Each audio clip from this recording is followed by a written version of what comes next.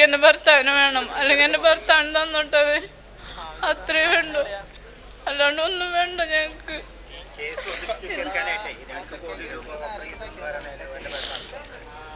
ഞങ്ങളൊക്കെ അങ്ങനെ 2 കോടിയോ ഓഫറും ഇല്ല, ഞങ്ങളെ കയ്യിൽ വേണ്ടാനും. ഞാൻ നിത്യപണി എടുത്തിട്ട് ജീവിക്കണം, അതേപോലെ തന്നെ ജീവിച്ചോണ്ട്. കഴിഞ്ഞ ഒരു വർഷമായി ഏതൊക്കെ തരത്തിലുള്ള മാനസിക സംഘർഷങ്ങൾ, പീഡനങ്ങൾ, ഒറ്റപ്പെടലുകളാണ് അനുഭവിച്ചിട്ടുള്ളത്?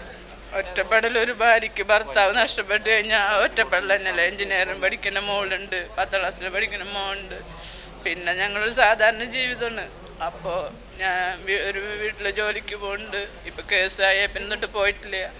അപ്പൊ അതൊക്കെ ഒരു ഒറ്റപ്പെടൽ തന്നെ, ജീവിതം തന്നെയാ. പ്രധാനമായിട്ടും ഇതിന്റെ കേസിന്റെ ഒരു പ്രധാനപ്പെട്ട ഘട്ടത്തിലാണ് 1ാം സാക്ഷി തന്നെ അനൂപ് കൂർ മാറി. ആ സമയത്തൊക്കെ കോടതിയിൽ ഉണ്ടായിരുന്നല്ലോ. അപ്പോഴൊക്കെ ഭയങ്കര ടെൻഷൻ തന്നെയായിരുന്നു. പക്ഷെ അവന് അന്ന് രാത്രി പിറ്റേ ദിവസം തന്നെ നമുക്ക് അനുകൂലമായി പറഞ്ഞ എല്ലാ സപ്പോർട്ടും ഉണ്ടായി. അതിനവന് ഭയങ്കര വിഷമം ഉണ്ടായി.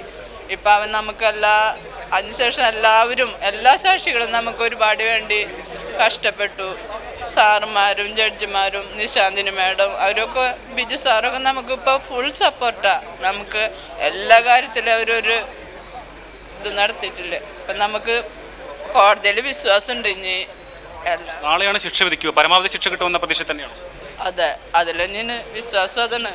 അല്ലെങ്കിൽ പിന്നെ എന്താ കോടതി, നമ്മൾ ഇതേപോലെ ക്രൂരകൃത്യം ചെയ്ത ആളെ ശിക്ഷിച്ചില്ലെങ്കിൽ കോടതിക്ക് നമ്മൾ വിശ്വാസം നഷ്ടപ്പെടുന്നു. നമുക്ക് ശിക്ഷിക്കണം അവനെ, അത് മാത്രമേ വേണ്ടൂ.